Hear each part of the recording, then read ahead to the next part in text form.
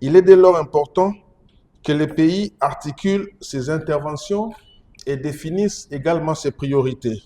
En effet, depuis 2015, le gouvernement de la RDC a pris l'option d'élaborer un plan national stratégique de développement, PNSD, en tant que cadre stratégique unique de référence pour les interventions de tous les secteurs, prenant en compte toutes les parties prenantes au développement, avec l'obligation des résultats et des redevabilités. Ce plan constitue ainsi un cadre d'harmonisation des interventions du gouvernement, mais aussi des partenaires techniques et financiers, et un cadre d'alignement de leurs contributions aux priorités nationales, tant au niveau de tous les secteurs que des provinces.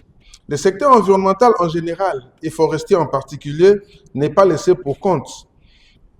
Il est soumis à une exigence de planification des actions et de priorisation des interventions. C'est la raison pour laquelle notre organisation dénommée Juristes pour l'environnement au Congo, JUREC en sigle, évoluant dans le secteur de l'environnement, a pensé organiser cette activité en ce début de l'année 2026, dénommée Conférence de la rentrée environnementale 2026, pour lancer des réflexions autour des défis dans le domaine de l'environnement en général, mais plus particulièrement dans le domaine forestier, pour permettre au gouvernement de s'en saisir et de renforcer sa planification en termes d'action. Mesdames et messieurs, chers participants, pourquoi une rentrée environnementale? La rentrée est une reprise des activités dans certaines institutions. C'est un moment où les acteurs d'un secteur bien déterminé réfléchissent sur le chemin parcouru, à la mission qui leur a été confiée, mais aussi aux nouvelles orientations des actions à entreprendre ou aux nouveaux objectifs à fixer qui peuvent servir de boussole durant le nouveau chemin à parcourir. C'est aussi un symbole nouveau de départ et de nouvelles résolutions qui offrent une opportunité unique de définition des actions qui portent nécessairement sur les priorités au niveau national. Pour la République démocratique du Congo, organiser une conférence de la rentrée environnementale s'avère à ce jour important au fin d'établir au clair les positions au niveau national face aux enjeux de ces secteurs, notamment la politique forestière, la réforme du secteur forestier ou de code forestier, la lutte contre la criminalité environnementale, la gestion des déchets, la réglementation des questions de marché carbone, ainsi de suite.